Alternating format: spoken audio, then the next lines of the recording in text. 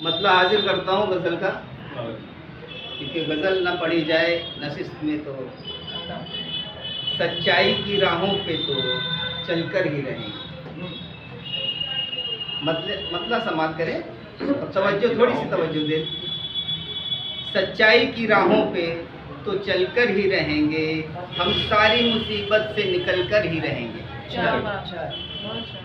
मंजिल है मेरी सामने, चलना है संभल के। मंजिल है मेरी सामने, चलना है संभल के।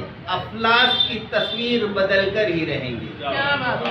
अफलास की तस्वीर बदल कर ही रहेंगे। बहुत बहुत शुक्रिया। मोहब्बत थोड़ी सी और दे दीजिए।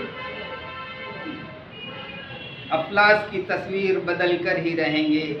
मेहनत करे इंसान तो क्या काम है मुश्किल।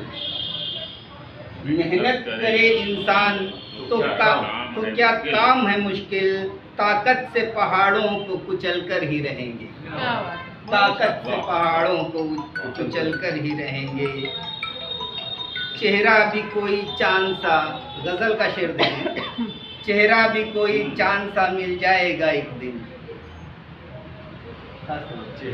चेहरा भी कोई चांद सा मिल जाएगा एक दिन। महबूब की बाहों में मचल कर ही रहेंगे। महबूब की बाहों में मचल कर ही रहेंगे। और ईमान की दौलत मेरी ये कम नहीं, ईमान की दौलत मेरी ये कम नहीं होगी। हम रब की रजा तक तो संभल कर ही रहेंगे।